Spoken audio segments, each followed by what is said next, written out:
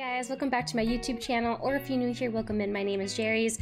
We are going to be talking about episode 4. I know I'm a little bit behind. I had to take a little break, but I'm back into it, and I'm really excited to talk to you guys about what I thought about this episode. I will let you know if this is your first time in here, I do talk about the games as well, so if you're trying to avoid spoilers, I guess I'll see you after the season, but let's dive into it. Okay, so it starts off with Ellie playing with the gun that she stole, playing with Frank's gun that she stole. I've heard people saying that Ellie is giving off psycho type vibes because it seems like she's really intrigued with violence and death. I'm really excited to talk about this episode because that's totally the opposite of what Ellie believes. I feel it's more of a curiosity when it comes to it. I also want to note that I am so stoked at the fact that they're wearing their original outfits from the game, and I love it. I love it so much. Previous episodes with Ellie and Joel, it's interesting to see how much he's starting to warm up to Ellie because he would shut her out or he would like shut her up, and now when she's asking questions, he is either educating her or feeding into her curiosity, which is really interesting to see how this is all gonna tie up to developing some sort of relationship. And I love so much when Ellie pulls out her pun book. It is infamous for the first game, the DLC, and it's a little bit more dark in the part 2, but for sure in the DLC, she loves puns, and I love how they're playing this into it. It's honestly my favorite part of this episode, and I'm really loving this part where it shows them talking in the car. It is so on point with the game. I'm actually replaying it at the moment, and every time I'm playing it, I'm like, oh, I saw that. I get so excited because it's just like little things that I forgot. It's been a while. I think I played it 2021. I think I mentioned in my first video, but it's just so crazy, frame by frame, how on point this show is to the game. And of course, when Ellie finds the nudie magazine, it's just hilarious because I'm not gonna lie, guys, when Ellie talked about the pages sticking together, I thought it was just like the spread. You know how like when it folds down, you see the whole body? I wasn't thinking of like, you know, the other thing until my best friend was like, yeah, no, that's not what it means. Who would have known? I'm not a guy, so I guess it makes sense. Maybe I didn't really understand it. But it's really funny because when I think about if I were to have this conversation with my dad, it would be so, I'm 100% sure it would be so awkward for him, but also awkward for me.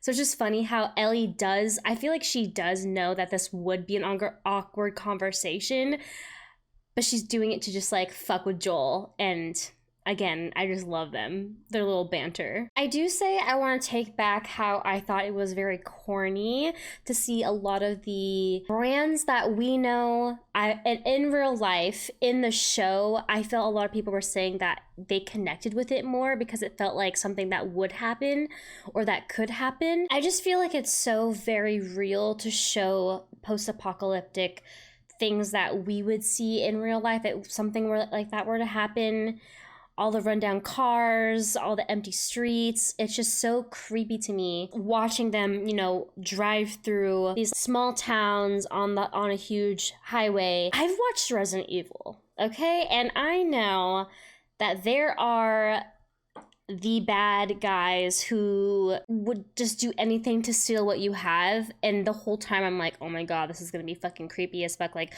and I know what's gonna happen because I played the game, but they're not in the city yet, so it makes sense, and I find it more interesting and actually a lot more cool. I don't know about you guys, but if I was camping in the middle of the woods knowing that there are people who could potentially harm or do more to me and someone I was with in the post-apocalyptic worlds, I would probably not be sleeping outside. Just a thought. I would maybe be sleeping in the truck or maybe be sleeping by the trucks. I just need something like behind me. They're sleeping in the most open area. I would just feel so vulnerable, and it just feels like going into the ocean, just not knowing your surroundings. A very scary thing, for sure. I love this episode because it just shows how like closer they're getting. It's so cute how the puns bring them together. And the first time he laughs at the pun, he turns around so Ellie doesn't see. And plus it's dark out, but it's so cute. So when they're about to go to sleep, Joel says, you know, no one's gonna find us. And again, this is where it goes back to protecting Sarah, protecting Tess, and failing to do so. And yeah, it's a promise to Tess to bring Ellie to the Fireflies. But at the same time, to me, I feel like he wants to prove to himself that he can be the savior. He can be the hero. Now, when Ellie wakes up to the smell of coffee, which is, I'm sure, is like old as fuck. I don't know much about coffee, but I did hear that you could still technically use the grounded up coffee beans or the coffee beans. It just won't be as potent. I do want to say this, I'm not that I'm addicted to coffee, but I wonder if you guys are seeing this, and if this ever were to happen and you rely so heavily on coffee, would you think about stopping now? Now, I did hear that when Ellie was talking about I'm not, in my family, it is a little like they're still kind of like strangers, but what Joel said was a little bit rude, and people were saying, he might be actually more rude than the game. But now that I'm replaying the game right now, I feel it's kind of the same. There's a part that you'll see that's coming up where Ellie saves Joel. In the game, he's a straight dick. So, I don't know. Now, in the show, it says that they're in Kansas City, but in the game, they're actually in Pittsburgh. Also, okay, since, Joel has been out, like, he's been on the other side of where they are, meaning that he has been like one of those bandits or hunters, and it blows my mind that he just decides to go through the city like it's nothing. I mean, it seemed like there was a way around it just by, like, four-wheeling it on the grass. You know what I mean? Like, you got a truck, dude. Since Resident Evil, which was a long time ago, including the game, in my head, I always thought it was scary as hell to be living in the city when a breakout would ever happen, because it could get so congested. I think I might have talked about it in the very first episode with when they're trying to escape with Sarah. Too scary, dude. When I was saying that people might have mentioned, the last episode with Bill and Frank, when is this going to get back on track with the game? This whole freaking episode is so on point. Also, I don't think you guys know, anyone has mentioned this, but the airbags didn't deploy. What does that mean that it got into a car crash before and it was never fixed? Because that truck looked brand new. Maybe they didn't hit anything hard enough? I don't know. It seemed like it hit pretty hard. It hit a freaking wall. Also, I don't know if they, like, took the actual voices of the game for the NPCs who you're fighting, the bandits, because what they say is so on point and feels so much like you're playing the game. It's crazy. It was a little too much when Joel was standing by the Doritos vending machine to shoot the guy. That was over the top. Just a little bit.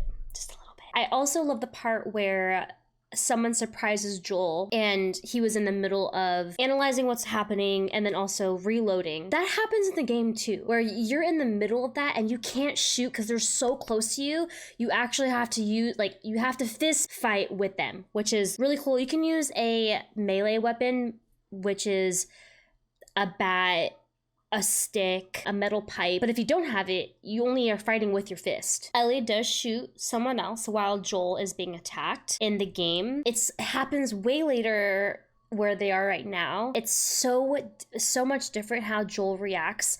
I love it way more in the show than in the game, because like I said, he acts like a straight dick, and I know it's probably because he was scared, and yeah, Ellie could have pretty much shot him. It was either Joel or the bandit. There was no thank you. It was kind of a bad thing that she did, a very bad thing.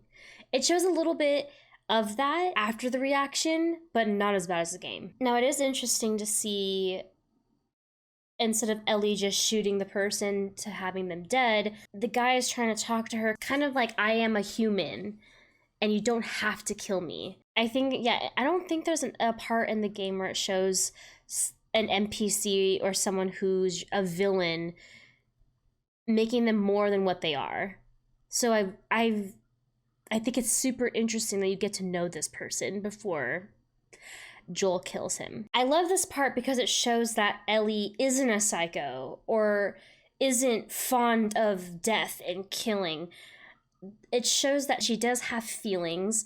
She also isn't getting a praise from Joel. She thinks she's a bad person because she did this, because this person's crying and upset that, he can't even move his legs. I just hope that it just shows to other people that she is innocent. I know she runs and hides behind the wall because she doesn't want to show Joel that she isn't strong enough to handle this, which is tough when you're a 13, 14-year-old kid. Bad timing to say that I love this part, but I enjoy the fact that he didn't shoot the guy. He shanked him or shivved him with a knife, because in the game, bullets are tough to come around. So when you run out of them, it's a pain in the ass. I'll tell you that much. After Joel gets on the other side of the building and he's like looking at her and she's like, I'm okay, everything's fine, don't worry about me. You didn't get that in the game. So you could tell already that Joel is starting, felt bad that she had to do that. Felt very guilty that she had to do that. I think it's cool that the bandits on the other side find the dead body. They yell out, oh my god, body, body. In the game, they do the same thing. So say you kill someone and another NPC is trying to hunt you down and they see that, they will yell it out so all the other NPCs who are trying to kill you is alerted. So we meet Kathleen. I was like, who is this? Obviously, Kathleen's not part of the game because I'm shocked. And I don't know about you guys, but when I first saw this episode 4, she definitely seemed like some sort of authority figure. But the way she holds herself when she's talking to this doctor, I'm like, how is this being taken seriously? I'm so I just can't. I saw her the very first time, and I think it's called Once Upon a Time. It's similar, but it's called Happily Ever After. And Melanie plays the sweet Melanie, who is Kathleen in the show, plays this sweet, caring, just wonderful sister to Drew Barrymore. I think it plays on a story of Cinderella, if you guys never played it. If you guys never watched it before. I don't know if that is what threw me off, but I think I wasn't the only one who thought the same way with her character. Because when I watched the end of the credits and listened to the podcast, the official podcast for the HBO show, they were saying how ruthless she is. And I'm like, where? Ruthless where? I'll take it back. When I'm thinking of ruthless, I think of someone who is very loud, very big, big energy, not big, tall, or big, fat. Just very big energy, and maybe that's probably why it's, I guess, more creeper or more misunderstood, because her authority or her way of kind of manipulating people or getting people to do certain things is because of how calm she is, calm as in scary. Now, I don't know how old Kathleen is. I don't know if she was a post-apocalyptic baby. It doesn't seem like that. It happened 20 years ago.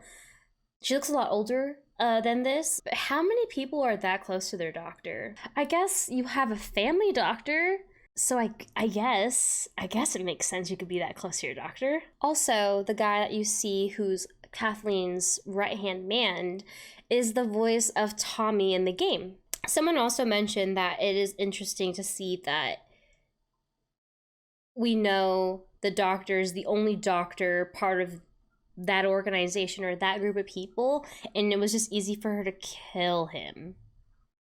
The only doctor that you're probably going to be needing. I don't know. I guess maybe it's just to show how serious she is, but it just didn't make any sense to me. It just killed me when she was like, we need to find who did this. Every collaborator, every person. Melanie, sweet Melanie, is taking charge of this huge group of people. I don't know. I don't know. At first, I was actually thinking, oh, it's Fedra, or oh, it's the Fireflies. But I kind of like that they didn't, because obviously in the game, you run into totally different groups of people that aren't just Fireflies, that aren't just Fedra. You could tell it's hard for Joel to say, are you okay? Because he doesn't know how to act or respond. And it's interesting, I've never mentioned this. I think I have, like, after the fact that I'm recording. But in the game, Joel, it's interesting because they flip this. Joel has this power, and it's a super hearing. So he can hear any enemy behind walls for a certain amount of distance, but you can't extend that distance, but that is his, like, superpower. That's his best thing to use when you're being stealthy or when you're trying to hide from the enemy. So it's crazy and interesting that he can barely hear out of one ear. And maybe it's because he is a lot older, and it's maybe could be relatable as well. But I don't know if anyone else has realized that. And I love that Joel recognized how hard it was for Ellie to do this, to shoot this person, and know that it's not an easy thing to do. And it's just so sweet. It's giving me fatherly, like, very comforting and understanding. And it's the perfect connection that they need to tell the viewers who haven't played the game how close they are getting. It's just so fatherly like, and I don't know if it's because I had that same experience with my dad. He taught me how to be safe and be aware and just pretty much survive to a certain point on my own, and which meant being able to handle a gun safely. I love my dad. We live across the states from each other, and he's literally my best friend, and I thought this part of him showing Ellie how to handle a gun, I mean, she knew how from Fedra, but to properly be more comfortable and handle a gun, and it's so sweet, and you could just tell, again, like I said, that how much closer they are getting. Also, when they're about to go find a better place to hide, it's freaked me the fuck out that they did it during the day. Literally, sunlight is out, and people could be definitely seeing him. It's the fucking reassurance for me when he said, we'll get through this, and she goes, I know. Ugh, they are so good together as actors to show the closeness that they've become and how much they are starting to trust one another. Also, when I saw the floor moving when they're checking this basement section, my friend was saying, is there any underground monster? I'm like, no. And in my head, I'm like, please don't fucking do anything stupid by throwing a huge infected monster like a worm. Don't ask me why I thought of like a worm. I just thought about it, and I was hoping that it wasn't it. I also love that it shows when Joel and Ellie, they're trying to help each other sneak into these buildings by him lifting her up in higher places that he can't reach so he can enter the other side. That happens a lot, where he has to push Ellie above higher so that they can get into like a building or on top of certain things, and she usually finds like a ladder or etc. In the game, you are going through, I believe, the same building to go up to the highest area to kind of figure out what to do or where to go next, but you're inside the hotel going through stairs, and also you're trying to defeat like bandits. Also, it bothered the fuck out of me that he didn't have his backpack. I was flipping my shit the whole episode, trust me. And I love when Joel's being so serious and like just tells Ellie to go to sleep, and Ellie of course ends with a pun, and Joel is laughing, and they're just laughing together, having this intimate moment, and it's just so sweet. I just love it. I love it. At the very end, they meet Sam and Henry, and in my head I was like, how did he not hear them step on the glass? But then when you watch it again, or if you've noticed, he's sleeping on his right side of his ear where he can't hear. Also, you can tell when Ellie yells his name once he doesn't wake up, but when she yells it louder, he finally wakes up. Obviously from going from episode 3, Frank and Bill, to this, I wouldn't really call it a filler, because when I watch it again, you get to really see how close Joel and Ellie get. And also there's another story that's building up with Kathleen. It didn't impress me, but then as much. I actually do like this episode now that I watched again. I thought, I still have the feeling when I ended, I didn't know how ruthless Kathleen was gonna be. I am so freaking pumped that it ended with seeing Sam and Henry, because I know what happens. And I'm just, this show is just incredible, and I'm so excited to talk about the next episode. I feel like I didn't miss much, which I'm happy about, because it's gonna be a shorter video. But if I did miss anything and I think about it later, I will put it in the description down below. And that is the end of the video. I also stream on Twitch, so if you guys would like to see me live, and I will link that also down below. I love playing Stardew Valley, Resident Evil, Dreamlight Valley, and games like The Last of Us. Thank you guys so much for watching. I can't wait to see you guys in the next video. Take care.